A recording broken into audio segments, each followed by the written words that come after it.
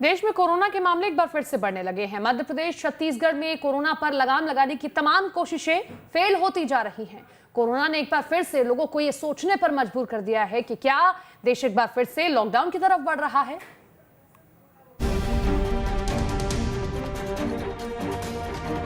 देश में जानलेवा कोरोना वायरस ने यू टर्न ले लिया है। देश की जनता ये समझ रही थी कि कोरोना जाने लगा, लेकिन एक बार फिर से बढ़ रहे मामलों ने देश की चिंता बढ़ा दी है। अब हालात फिर से पिछले साल जैसे ही होते जा रहे हैं। उत्तर से दक्षिण तक कोरोना के मामलों में तेजी से इजाफा हुआ है। बात करें अगर मध्य प्रदेश की, तो बीते 24 घंटे में मध्य प्रदेश में कोरोना की रफ्तार फिर तेज होने लगी। बीते 24 घंटे में 603 नए कोरोना संक्रमित मरीज मिले।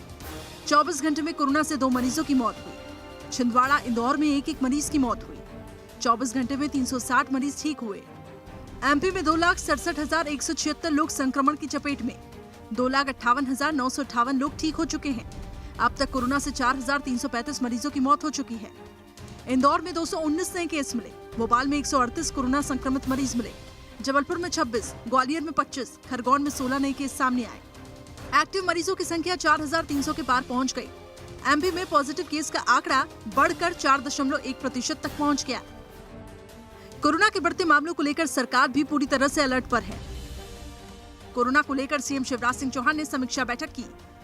एमपी के कुछ शहरों में लग सकता है नाइट कर्फ्यू। सोमवार के बाद नाइट कर्फ्यू पर होगा विचार। कोरोना के बढ़ते मामलों को लेकर नाइट कर्फ्यू पर विचार। कार्यक्रमों में 50% लोगों के शामिल होने की अनुमति। अधिकारियों को खास एहतियात बरतने के निर्देश। कि जनता को शायद ये लग रहा है कि अब ज़्यादा फिक्र करने की ज़रूरत नहीं है, लेकिन ये बेफिक्री हमारे लिए खतरनाक हो सकती है। इसलिए जितने भी ज़रूरी उपाय हैं, हमने ये भी तय किया है कि महाराष्ट्र की सीमा से जो जिले लगे हैं वहाँ ट्रक्स का आवागमन निर्बाध रूप से जारी रहेगा, लेकिन बाकी जो हमारे भाई बहन आएंगे उनका टेम्परेचर से लेके कोरोना की गाइडलाइन का पालन करते हुए चेक करेंगे। निर्बाध रूप से लोग ना आएं, क्योंकि महाराष्ट्र में कई जगह लॉकडाउन की स्थितियां बनी हैं और इसलिए हमारे अपने भाई बहन हैं, लेकिन फिर भी वहां जाना आना, उसके बाद कोरोना की गाइडलाइन का पालन करना, उसके भी निर्देश दिए हैं। बड़े आयोजन ना हो, इसके भी निर्देश दिए गए हैं। जो आयोजन हो वो सोशल डिस्टेंसिंग का पालन करते हुए और कोरोना की गाइडलाइन का पालन करते हुए हो।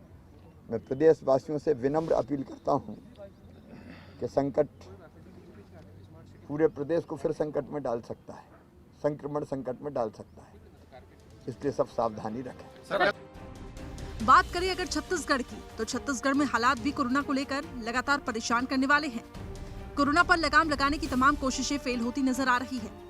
बीते 24 घंटे में कोरोना से जुड़े आंकड़ों पर नजर डाली जाए। छत्तीसगढ़ में लगातार बढ़ रहे कोरोना के मरीज। छत्तीसगढ़ में बीते 24 घंटे में 447 नए केस आए सामने। कोरोना से 24 घंटे में 4 की मौत, 17 लोग स्वस्थ हुए। अब तक 3,16,311 लोग संक्रमित। छत्तीसगढ़ में कोरोना के 3,577 एक्टिव केस। कोरोना से अब तक 3,880 लोगों की मौत। रायपुर में मिले कोरोना के 121 नए केस। दुर्ग में 106, राजनांदगांव में 17, बिलासपुर में 27, कोरबा में 15 नए मामले सामने आए। वहीं सरगुजा में 23, सूरजपुर में 23, जशपुर में 19 नए केस सामने आए। देश में भले ही कोरोना को हराने के लिए वैक्सीनेशन शुरू हो गया, लेकिन अभी भी खतरा टला नहीं है। कोरोना ने रफ्तार पकड़ी हुई है। देश के सबसे ज्यादा एक्टिव केस वाले 10 शहरों में 8 महाराष्ट्र के हैं। महाराष्ट्र में आने वाले दिनों में सख्ती और ज्यादा बढ़ाई जा सकती है। चिंता की बात यह है कि महाराष्ट्र से दूसरे राज्यों में लोगों की आवाजाही पहले की तरह जारी है। ऐसे में देश के दूसरे हिस्सों में भी कोरोना के फिर से सिर उठाने का खतरा और ज्यादा मंडरा रहा है। अगर अभी भी लापरवाही जारी रही तो वो दिन दूर नहीं जब देश एक बार फिर लॉकडाउन के दौर से गुजरेगा। इसलिए 2 गज की दूरी और मास्क के जरूरी के नारे को न भूलें। दवाई भले ही आ गई हो, लेकिन हकीकत यही है, कोरोना का खतरा टला नहीं है। Team news state.